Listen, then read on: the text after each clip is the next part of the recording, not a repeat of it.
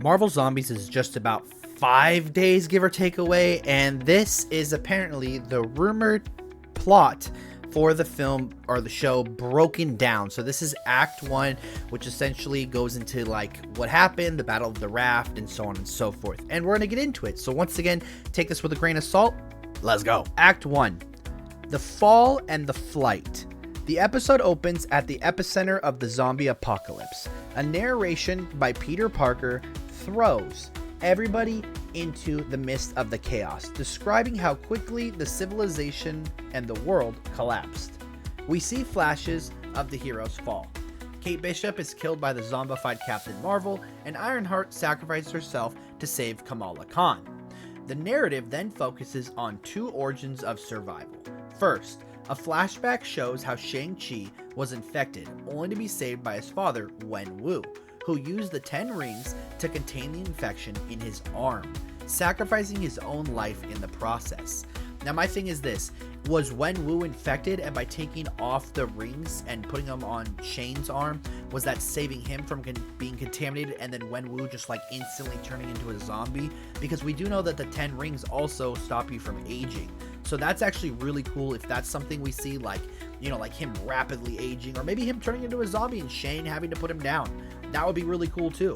5 years later, the world is a post-apocalyptic wasteland, and we find two groups of survivors, which is one, Shang-Chi, hardened by the road, and he's fighting against biker scrolls, which we actually saw on the panel. I believe it was at D23, where we saw a bunch of different scrolls and they looked really good. And Kamala Khan's group, who has joined with Blade and the Black Widow family, Yelena, Melina, and Alexei, which obviously, once again, like I said earlier in a past video, they're the ones that we don't know what happens in their fate at the end. We don't know if they survive or what, but apparently more Black Widows are being found throughout this entire show, which is super, super cool. And obviously I want to know how Blade and Khonshu, you know, mixed together. Like, did Moon Knight die with Blade and Khonshu went to him, or how exactly did that happen? Fate brings the two groups together at the Raft, a floating prison transformed into a fortress by Baron Zemo. For a brief moment, there is a sense of hope and community.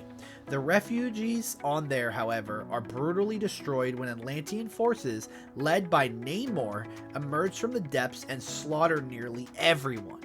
The first act ends with the few survivors from both groups now forced together by tragedy, barely escaping back to the mainland, and their first great hope utterly annihilated.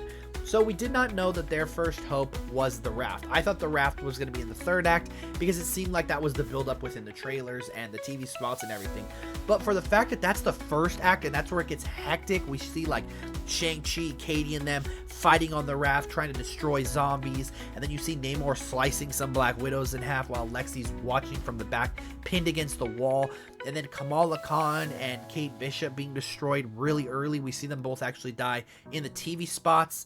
But, dude, this show is going to be epic. Once again, this is Act 1. If you guys want to get to Act 2, let's drop 20 likes and I'll be sure to give you the next part. As always, my name is Geeky. Make sure you follow me down below and let's get to 6,000 subscribers by the end of the month.